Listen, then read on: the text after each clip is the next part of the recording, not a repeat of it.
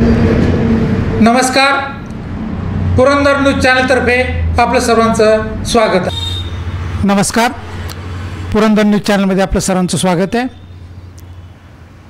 इतिहासाचे गाढे अभ्यासक आणि प्रत्येक गोष्टीवर आपल्या भूमिकेवर ठाम असणारे थोर साहित्यिक, लेखक, विचारवंत आणि या महाराष्ट्रातील फरडे वक्ते, शिवव्याख्याते डॉक्टर श्रीमंत कोकाटे आज आपल्या स्टुडिओमध्ये आलेले आहेत. त्यांचं आपण स्वागत करूया. डॉक्टर नमस्कार. नमस्कार सर. या पुरंदरचे भाग्यविधाते आणि खऱ्या अर्थानं लोकनेता, जनसेवक, चारित्र्यसंपन्न नेता म्हणून महाराष्ट्रात जे काही मोजके नेते आहेत त्यामध्ये आमचा दादा दादांचा वरचा क्रमांक लागतो. त्यांचा वाढदिवस आषाढ एकादशीला त्या 6 तारखेला आहे, रविवारी आहे. आज 92व्या वर्षी दादा स्वावलंबी आहेत आणि आपलं जीवन आनंदाने, सुखी समाधानाने,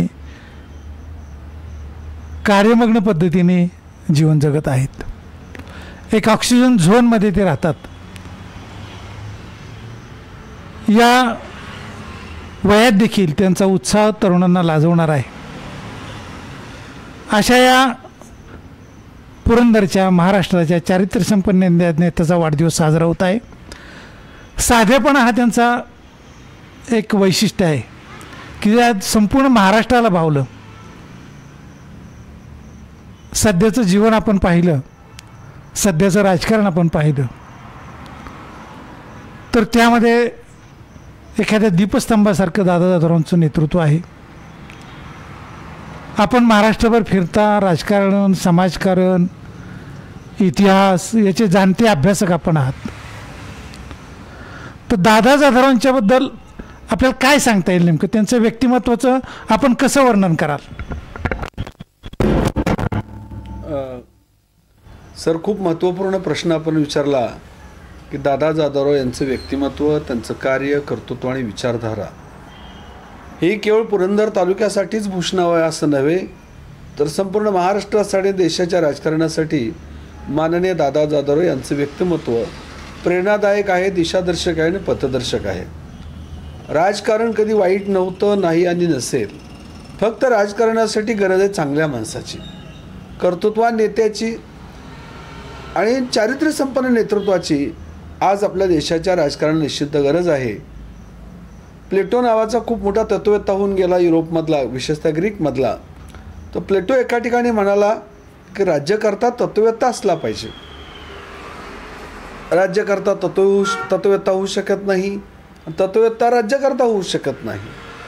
परंतु जगाच्या इतिहासामध्ये असे काही राज्यकर्ते होऊन गेले की जे फिलॉसॉफर होते, जे तत्ववेत्ते होते, ज्यांनी तत्त्व कधी सोडली नाहीत.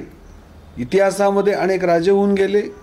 वर्तमानाच्या राजकारणामध्ये देखील असे काही तत्वनिष्ठ लोक आहेत, पण ते अत्यल्प आहेत, अत्यंत दुर्मिळ आहेत.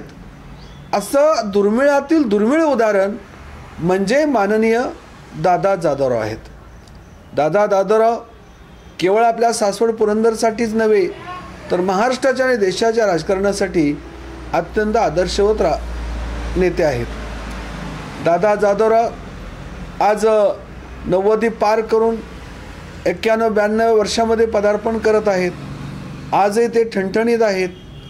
आणि मी पाहिलं की त्यांचा चाहता वर्ग केवळ एका राजकीय पक्षात असं नव्हे तर सर्व राजकीय पक्षात, सर्व जाती धर्मात आणि सर्व वयोगटात आहे.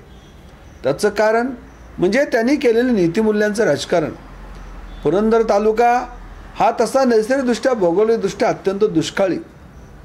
या ठिकाणी पर्जन्यमाने अत्यल्प, समुद्र सपाटीपासून उंच आणि दळणवळणाच्या दृष्टीने देखील अत्यंत दुर्गम. पण अशा तालुक्याचा कायापालट त्यांनी केला. आज पुरंदर तालुक्याची जी काय औद्योगिक विकास, कृषीविषयक विकास जो झालेला आहे त्याचं श्रेय माननीय दादा दादाराव यांना द्यावं लागेल.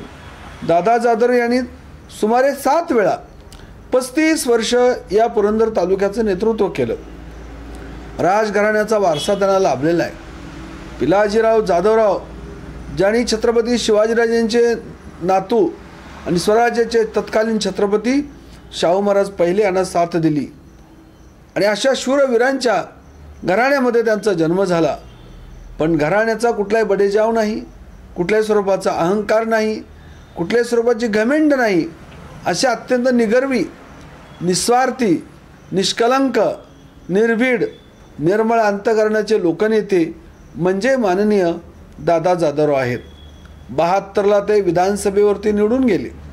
तत्पूर्वी ते जिल्हा परिषद सदस्य, ग्रामपंचायतचे सदस्य, सरपंच असा गाव पातळीपासून त्यांचा राज्याच्या राजकारणामध्ये प्रवास झालेला आहे. तळागाळामध्ये जाऊन त्यांनी काम केलं. उपेक्षित वंचितांना त्यांनी साथ दिली. त्यांचे कार्यकर्ते कोण? सर्व जातीधर्मातील कार्यकर्ते त्यांचे. आज पाहतो आपण राजकारणात का जायचं, तर पैसा कमवायसाठी. आजचे नेते लगेचच कसे काय श्रीमंत होतात, परंतु दादा जाधवराव असे नेते आहेत की ज्यांनी स्वतःची जमीन विकली, राजकारण केलं. लोक अनेक नेते राजकारण करता जमिनी विकत घेतात, पण दादांनी जमीन विकून राजकारण केलं. गोरगरिबांच्या पाठीशी खंबीरपणे उभे राहिले. विशेषतः या तालुक्याचा कायापालट करण्यामध्ये दादांचा सिंहाचा वाटा आहे. त्यांनी पुरंदर उपसा सिंचन योजना ही योजना महत्त्वाकांक्षी योजना आली, ज्यामुळे पुरंदर तालुक्यातील सुमारे 50 ते 60 गावांना शेतीसाठी पाणी, पिण्यासाठी पाणी मिळालं आणि ते मुळा मुठा नदीवरचं पाणी लिफ्ट करून या तालुक्यामध्ये त्याने आणलं. आणि ते कृषी मंत्री असताना 1200 सिमेंटचे बंधारे आणि 2500 सुमारे पाझर तलाव, इतकं काम एका तालुक्यामध्ये दादांनी केलं.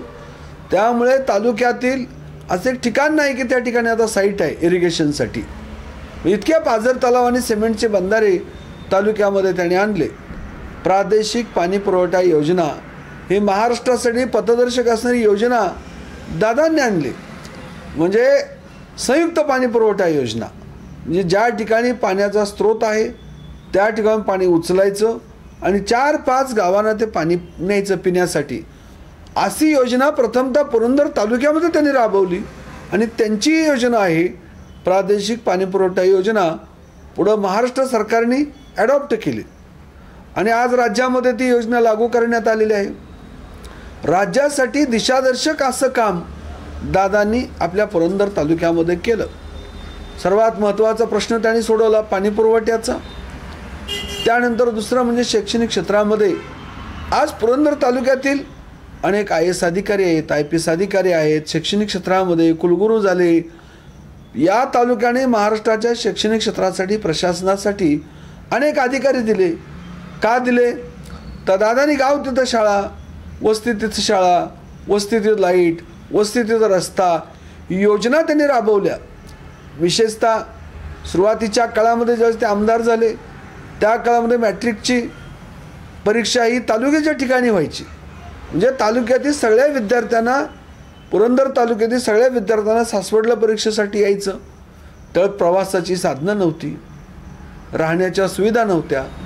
त्या काळात दादांनी तालुक्यातील सर्व विद्यार्थ्यांना परीक्षेच्या काळामध्ये, काय परीक्षा 10 दिवस, 15 दिवस, 20 दिवस असेल, तोपर्यंत सासवड येथील माळी समाजाच्या धर्मशाळेमध्ये राहायची व्यवस्था, उत्तम जेवणाची व्यवस्था आणि वाचनालयाची व्यवस्था, त्यांना अभ्यास व्हावा, त्यांना उत्तम प्रकारे परीक्षा देता यावी आणि परीक्षेच्या काळामध्ये पौष्टिक आणि रुचकर जेवण देण्याची व्यवस्था दादांनी सासवड या ठिकाणी केली. म्हणजे आपल्या तालुक्यातला कोणताही विद्यार्थी शिक्षणापासून वंचित राहू नये, शिक्षणानेच क्रांती होते हे जे आपल्या महापुरुषांनी सांगितलेले. अशा या उपेक्षित वंचित तालुक्यातील विद्यार्थ्यांना साथ देण्याचं आणि त्यांचं शैक्षणिक नुकसान होऊ नये यासाठी दादांनी त्या काळामध्ये मोठं काम केलं. त्यामुळे उच्च शिक्षण घेणारी पिढी या तालुक्यात निर्माण झाली आणि आज ते महाराष्ट्राच्या वेगळ्या क्षेत्रामध्ये आहे. आज आपण पाहतो की आपल्या पुरंदर तालुक्यातून एक पालखी मार्ग जातो. संत ज्ञानेश्वरांची पालखी सासवडवरून जाते, संत तुकाराम महाराजांची पालखी उरुळी कांचनमधून जाते. हा दोन्ही भाग एकेकाळी दादासाहेबांच्या मतदारसंघातील भाग. दादासाहेब हाडाचे वारकरी आहेत, ते विठ्ठलाचे तथा पांडुरंगाचे निस्सीम भक्त आहेत. तर त्यांनी विधिमंडळामध्ये आवाज उठवला की माझ्या तालुक्यातून संत ज्ञानेश्वर आणि संत तुकाराम महाराजांच्या पालख्या जातात. हा रस्ता छोटा आहे, हा रहदारीसाठी न पुरणारा इतक्या छोट्या रस्त्यावरून पालख्या जाणार कशा? पालखी मार्गाचा विस्तार झाला पाहिजे, त्याचं रुंदीकरण झालं पाहिजे. ही मागणी दादासाहेबांनी विधिमंडळामध्ये केली, शासनाकडे सातत्याने केली. म्हणून आज दादासाहेबाच्या मागणीचा विचार करून महाराष्ट्र सरकारने पालखी मार्गाचा विस्तार केला, रुंदीकरण केलं. आज आपण पाहतो की संत ज्ञानेश्वरांचा पालखी मार्ग आणि संत तुकाराम महाराजांचा पालखी मार्ग या दोन मार्गाचं जे रस्ता रुंदीकरण झालेलं आहे, याचं श्रेय सुद्धा माननीय दादासाहेबांना द्यावं लागेल. दादासाहेब चारित्र्यसंपन्न आहेत, नीतिमान आहेत, निर्व्यसनी आहेत. मी स्वतः पुरंदर तालुक्यामध्ये खूप फिरलो, अनेक लोकांना भेटलो. दादासाहेबांना मी गेली 25-30 वर्ष अत्यंत जवळून पाहतोय. स्वच्छ अंतकरणाचे, निर्मळ अंतकरणाचे दादासाहेब आहेत. विरोधकाबद्दल सुद्धा कुठल्याही स्वरूपाचा द्वेषभाव न ठेवणारे, आकस न ठेवणारे आणि सूडबुद्धीनं ते कधी विरोधकाशी देखील वागले नाहीत. विरोधकाशी देखील अत्यंत सौहार्दानं दादासाहेबांचं वर्तन आहे. विरोधक जरी आला तरी दादासाहेब त्याचं काम करतात. विरोधकाशी देखील अत्यंत प्रेमानं, सन्मानानं आणि सौजन्याची भाषा दादासाहेब नेहमी वापरतात. आपला कार्यकर्ता तालुक्यातील किती अडचणीत आला तर त्याच्या पाठीशी खंबीरपणे दादासाहेब उभे राहतात. आपल्या सासवडजवळ असणाऱ्या किर्लोस्कर कंपनीला तालुक्यातील काही शेतकऱ्यांच्या जमिनी गेल्या, तर त्या शेतकऱ्यांना न्याय मिळाला पाहिजे यासाठी तिथल्या सुमारे 40 ते 45 शेतकऱ्यांनी किर्लोस कंपनीच्या प्रवेशद्वारावरती उपोषण केलं. किती दिवस? 15 दिवस. 15 दिवस आमदार असणारे दादासाहेब उपोषणाला पाठिंबा देण्यासाठी त्या ठिकाणी आले. केवळ येऊन उपोषणाला पाठिंबा दिला नाही, तर 15 दिवस उपोषणाच्या ठिकाणी बसले आणि जोपर्यंत इथल्या भूमिपुत्रांना, शेतकऱ्यांना न्याय मिळत नाही तोपर्यंत दादासाहेबसुद्धा मागे हटले नाहीत. आणि त्या 40 भूमिपुत्रांना न्याय मिळाला. त्यांना किर्लोस कंपनीने नोकरीवर घेतलं. ज्या लोकांना 100 रुपये रोजगार होता ते भूमिपुत्र 1 लाख रुपये पगार घेतात. हा भूमिपुत्रांना न्याय दिला दादासाहेबांनी. म्हणजे केवळ आदेश देणारे दादासाहेब नाहीत, तर प्रत्यक्ष लोकांच्या कामासाठी आंदोलनात दादासाहेब उतरतात. प्रत्यक्ष आंदोलनात उतरून पाठिंबा दिला आणि कुठल्या बडेजाव आणि अहंकार नाही. म्हणजे दादासाहेबांना भेटण्यासाठी मध्यस्थाची गरज नाही. अनेक लोकप्रतिनिधींना भेटण्यासाठी PA ला वेळ मागावा लागतो, PA ला फोन करायचा, नंतर PA वेळ देणार, नंतर लोकप्रतिनिधी भेट होणार, असं नाही. या तालुक्यातल्या कुठल्याही जाती धर्माचा सामान्य व्यक्ती देखील दादांना भेटू शकतो, दादांकडे जाऊ शकतो आणि दादांना हक्काने काम सांगू शकतो. अनेक कामं तर दादांनी स्वतः जाऊन केलेले आहेत. MSCBतलं काम असेल, इष्टी मंडळातलं काम असेल, PWD पोलीस स्टेशनमधलं काम असेल, नगरपालिका, पंचायत समिती, जिल्हा परिषदेचं काम असेल, दादा स्वतः त्या कार्यालयात जातात आणि त्या कार्यकर्त्याचं काम केल्याशिवाय दादा मागे हटत नाहीत. तालुक्यामध्ये कधी दादांनी जातीभेद केला नाही, पक्षभेद केला नाही, लिंगभेद केला नाही. पुरुषाप्रमाणे स्त्रियांना सुद्धा अधिकार मिळाले पाहिजेत असं दादासाहेबांचं मत. दादासाहेब अत्यंत चारित्र्यसंपन्न नेता. आज महाराष्ट्राच्या राजकारणामध्ये असे नेते खूप कमी आहेत. दादासाहेब 92 वर्षाचे आहेत, ते निरोगी आहेत, ते अत्यंत ठणठणीत आहेत.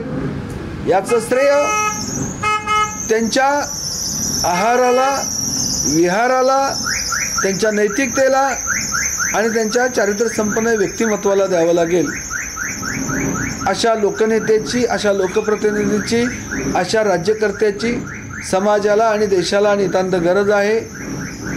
दादा म्हणजे राजकारणातील संत आहेत. जे का रंजले गांजले त्याचे म्हणे, जो आपले तोची साधू ओळखावा, देव तेत्तेची जाणावा.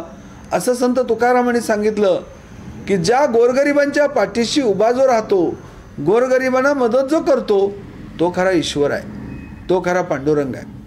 म्हणून गोरगरिबाचा कैवारी, गोरगरिबाचा उद्धार करता नेता म्हणजे माननीय दादा जाधवराव आहेत. त्यांचं सगळं आयुष्य आनंदाचं, भरभराटीचं जावो. विशेषतः त्यांचे सुपुत्र बाबाराजे जाधवराव त्यांचा वसा आणि वारसा अत्यंत आपुलकीनं, प्रेमानं, निष्ठेनं पुढं वृद्धिंगत करत आहेत. पुत्र कसा असावा? तुकाराम महाराजांनी सांगितलं, तुका म्हणे माय बापे अवघे देवाचेच रूपे, आई वडील तुझ्यापाशी कशाला करतो काशी. आई वडील हे सगळ्यात मोठं दैवत आहे असं ज्याचं मत आहे असा पुत्र असावा. आणि अशा पद्धतीचा एक कर्तृत्वान सुसंस्कृत पुत्र दादासाहेबांना लाभला, ते म्हणजे बाबाराजे जाधवराव. हे आईवडिलाची अत्यंत निष्ठेने सेवा करतात, आपल्या आईवडिलाचा वारसा अत्यंत निष्ठेनं पुढे वृद्धिंगत करतात. दादासाहेब आज 92 वर्षाचे आहेत. त्यांना 100 आणि त्याहीपेक्षा अधिक आयुष्य लाभावं, दीर्घायुष्य लाभावं एवढ्या सदिच्छा व्यक्त करतो आणि शुभेच्छा देतो. धन्यवाद.